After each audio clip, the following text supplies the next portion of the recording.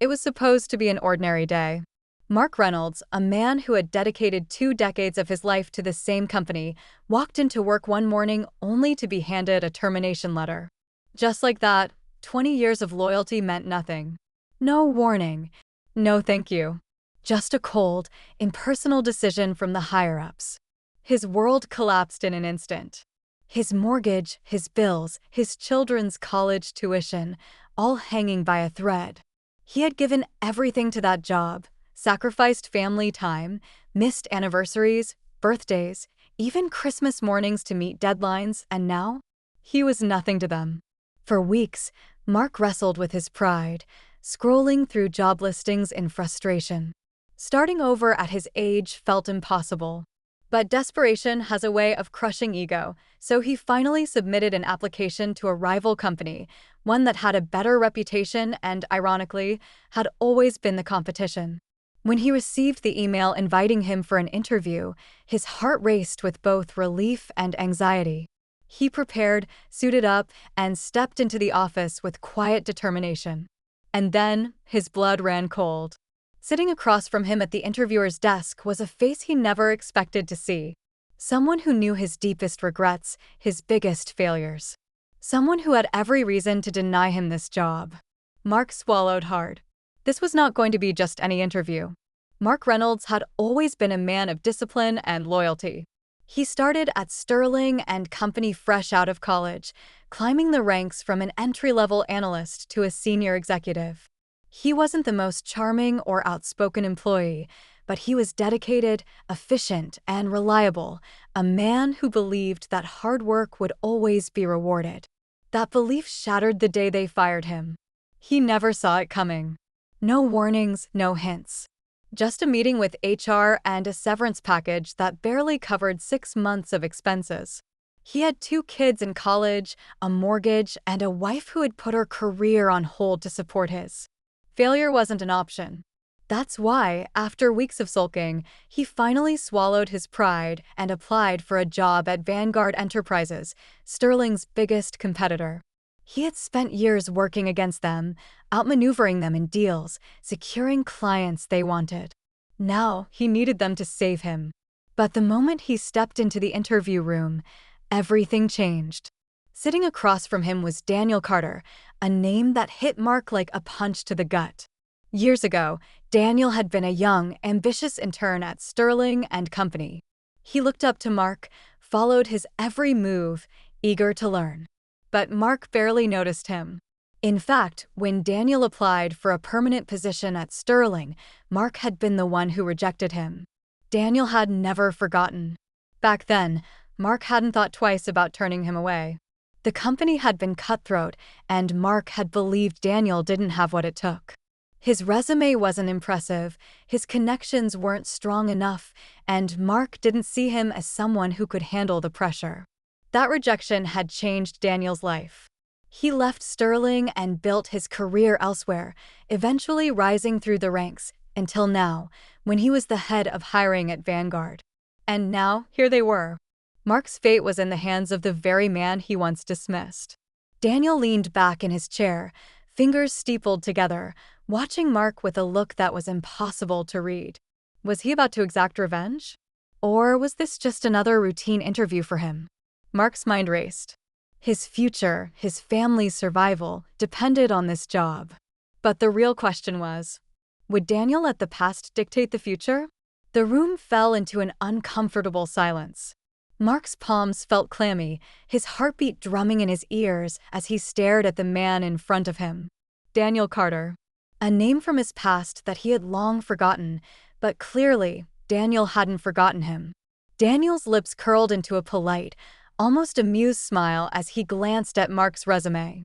"Mark Reynolds," he said, tapping his fingers on the desk. "I can't say I ever expected to see you sitting on that side of the table." Mark forced himself to clear his throat and keep his expression neutral. This wasn't personal. It was just a job interview, nothing more. He had decades of experience. He just had to convince Daniel he was the right man for the role. "I appreciate the opportunity," Mark said carefully. "Vanguard is a company I've always respected." Daniel let out a short chuckle, shaking his head. "That's funny. I seem to recall you spending years trying to destroy us. Mark felt his stomach tighten. Of course, Daniel would bring that up. In the corporate world, Mark had done everything in his power to crush Vanguard, securing high-profile clients, undermining their strategies. He'd even publicly dismissed them as a second-rate operation in an old interview. And now he was asking them for a job. Daniel leaned forward, finally setting Mark's resume down. Tell me, Mark, why should I hire you? Why should Vanguard, the company you spent years trying to bury, suddenly give you a fresh start? Mark hesitated, carefully choosing his words. Because I can bring value to this company. I know Sterling's weaknesses better than anyone. I know their clients, their strategies. I can help Vanguard outmaneuver them in ways no one else can. Daniel tilted his head slightly, considering Mark's answer. Then, his expression shifted, something darker, more calculating. That's a solid pitch, he admitted. But let me ask you something else. Do you remember rejecting me all those years ago? The air grew thick between them. Mark's mind scrambled. He had interviewed and rejected hundreds of applicants over the years. But now that Daniel mentioned it, yes. He remembered. Back then, Daniel had been young, eager, but unimpressive. His credentials weren't extraordinary, and Mark had dismissed him as someone who wouldn't survive the ruthless corporate world. He had written Daniel off in less than 10 minutes. Mark swallowed hard. That was a long time ago. Daniel's smirk didn't fade. It was. And yet, here we are. He tapped his fingers against the desk, clearly enjoying the reversal of fate. You judged me. Decided I wasn't worth a shot. And now, Mark, I have the power to do the exact same thing to you. Mark felt his throat tighten. This wasn't just an interview anymore. Daniel wasn't interested in his resume or his skills. This was something else. Something personal. For the first time in his career, Mark wasn't in control. And then, Daniel dropped the first major twist. You're not the only one we're considering for this position, he said casually. In fact, we've already made it to the final round of candidates. Mark's stomach dropped. He had assumed he was being seriously considered, but now, Daniel's smile widened. And just to make things more interesting, he slid a file across the desk. Mark hesitated before opening it. But the moment his eyes landed on the first page, his blood turned to ice. The other finalist for the job was someone Mark knew all too well. Someone he had once betrayed. And they weren't going to let him forget it. Mark's fingers trembled as he turned the first page of the file. His breath caught in his throat. The name printed in bold letters was like a ghost from his past. Nathan Holloway. Mark's stomach twisted into a knot. If Daniel was a forgotten mistake, Nathan was an open wound. Years ago, Nathan had been one of Mark's closest colleagues at Sterling and Company. They had worked side by side, trusted each other, and climbed the corporate ladder together. Nathan had been loyal, brilliant, and maybe even a little too trusting. But when an upper management position opened up, only one of them could take it. Mark made sure it was him. Through backdoor meetings, quiet conversations with executives, and well-placed whispers about Nathan's inexperience, Mark secured the promotion for himself.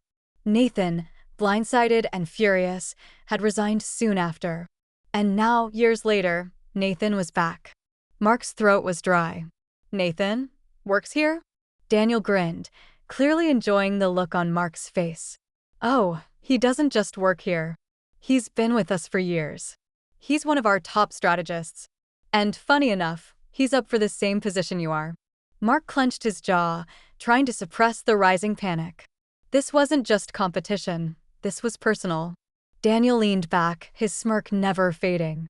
You see, Mark, I believe in second chances. I got mine when I left Sterling. Nathan got his when he joined Vanguard. But the question is, do you deserve one? Mark knew exactly what was happening. This was revenge. Daniel had orchestrated this entire thing, bringing Mark in, dangling the job in front of him, and making sure he knew that his fate was now in the hands of the very people he once dismissed and betrayed. But Mark wasn't going down that easily. He forced himself to breathe, to think. Nathan and I have history, but that doesn't change the fact that I can bring value to Vanguard. This isn't about the past. It's about what's best for the company. Daniel raised an eyebrow. And what if Nathan is what's best for the company? Mark stiffened. He couldn't afford to lose this job. His family needed this. He had to find a way to get ahead of this before it was too late. Then Daniel delivered the final blow.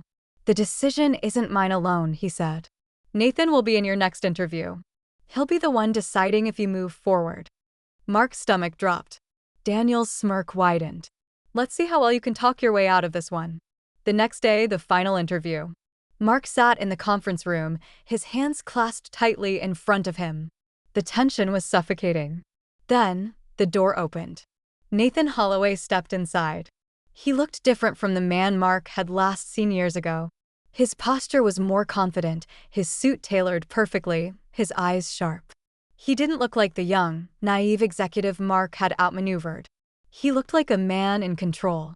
Nathan sat across from him, flipping open a folder without so much as a greeting. "Mark." Mark swallowed hard. "Nathan." Nathan's lips twitched into something that wasn't quite a smile. "I assume you've realized by now that this isn't just an interview." Mark said nothing. Nathan leaned forward. "I want you to know something. I don't hold grudges." Mark let out a slow breath of relief. Then Nathan's voice hardened. "But I don't forget either." The betrayal hadn't been forgiven. And now, Nathan was the one who held Mark's future in his hands. Mark sat frozen, his mind racing as Nathan studied him, unreadable. The weight of his past decisions pressed down on him, threatening to crush him in this moment. He had spent his entire career believing that power meant control, that winning meant stepping over others before they stepped over you. But now, the people he had underestimated, dismissed, and betrayed were the ones in control. Nathan finally closed the folder and let out a small, amused breath. "You know, Mark, when I left Sterling and Company, I thought about this moment. The day we'd meet again. But back then, I imagined myself angry, spiteful. That's what you expected, isn't it?" Mark said nothing. Because yes, that's exactly what he expected.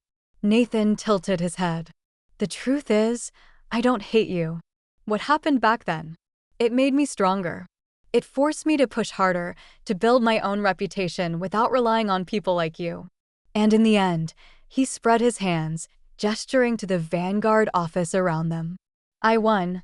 Mark swallowed, knowing Nathan was right. Nathan had risen on his own merit, while Mark had just been surviving. Then Nathan's expression darkened. "But you? You haven't changed. You walked in here thinking you could do the same thing you always did, talk your way to the top, dismiss the past, and pretend none of it mattered. But here's the thing, Mark." Nathan leaned in, his voice sharp and final. "It matters." Mark's chest tightened. He could feel it now, the inevitable end to this game. Nathan folded his hands. "I had the chance to be like you. To step on you the way you stepped on me.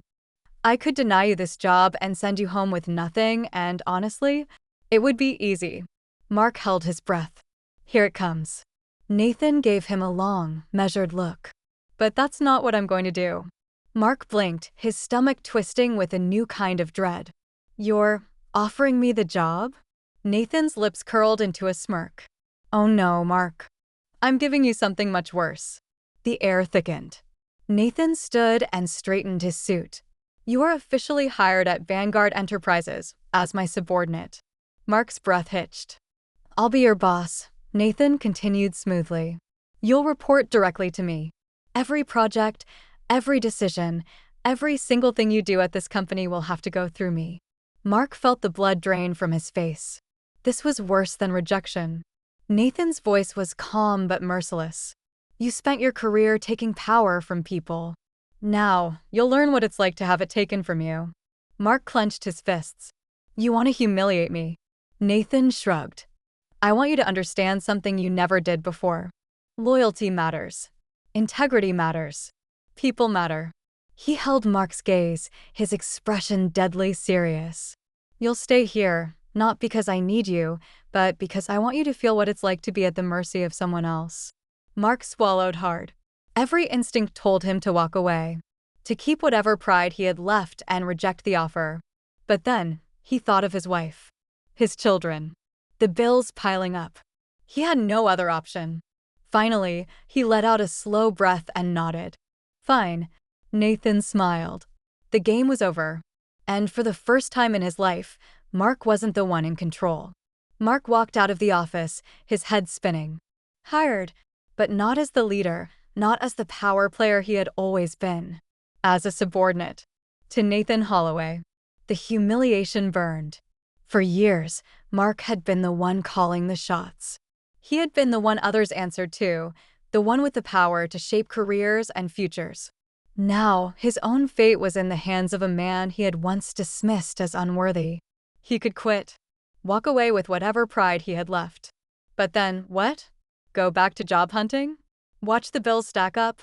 Tell his wife he had thrown away their last chance? No, he wasn't that man. Not anymore. Mark clenched his jaw and stepped into his new office, smaller than any he had ever had before. No grand window views, no private conference table. Just a desk and a nameplate that felt like a reminder of his fall.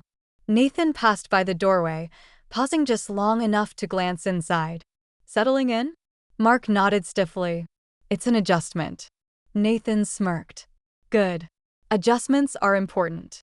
Growth, after all, comes from discomfort. Mark exhaled, feeling the weight of his choices press down on him. He had spent decades playing the game, believing that winning meant stepping over others. But in the end, all it had earned him was an empty title and a long list of burned bridges. Now, he was on the other side of it. And maybe that wasn't the worst thing. Maybe this was his chance to be better. To learn. To change. Nathan turned to leave, but hesitated. For what it's worth, he said, his voice softer than before, I don't hate you, Mark. But I do expect you to be better than the man you used to be. Mark swallowed hard. He didn't deserve this second chance. But he had it. And this time, he wasn't going to waste it.